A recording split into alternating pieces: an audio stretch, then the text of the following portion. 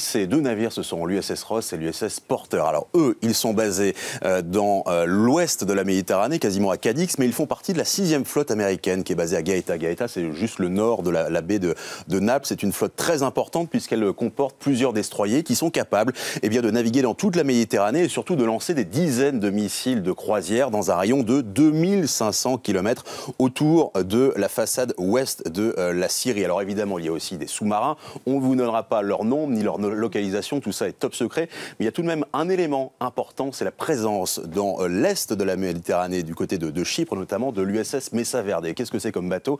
C'est un transport de troupes amphibies qui est capable d'embarquer jusqu'à 800 Marines, des Marines qui seraient prêts à débarquer à tout moment dès lors que le commandement américain le décide. Ça, c'est pour la Méditerranée. Et puis, vous avez de l'autre côté de la Syrie, la 5e flotte américaine, port d'attache Manama, c'est au Bahreïn, et vous l'avez compris, là, le but, c'est de maîtriser les mers du Golfe Persique. C'est une tâche extrêmement compliquée parce qu'en face, vous avez l'Iran, mais aussi, tout simplement, pour naviguer, il y a des dizaines de navires de guerre, des navires commerciaux également, sans compter les plateformes pétrolières. Cette 5e flotte, elle est renforcée par l'un des plus grands porte-avions américains, notamment l'un des plus grands porte-avions du monde, c'est le George H.W. Bush, qui est capable d'embarquer jusqu'à 90 avions.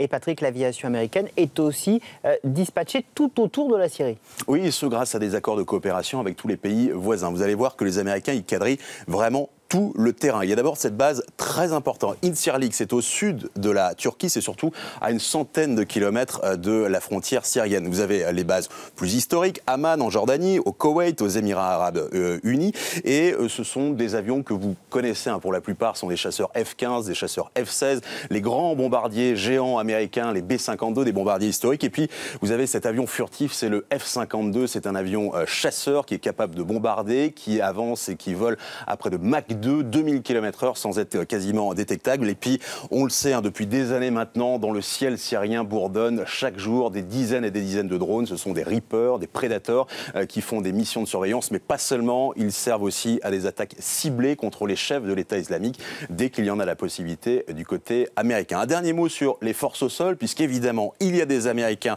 en Syrie, moins qu'en Irak où ils sont 5000, mais ils sont près de 900. On parle très diplomatiquement de conseillers américains. En fait, il s'agit de membres des forces spéciales, mais aussi d'artilleurs qui profitent d'abord de cette piste d'atterrissage qui a été construite par les Américains à Kobané. Vous le voyez, c'est en territoire kurde.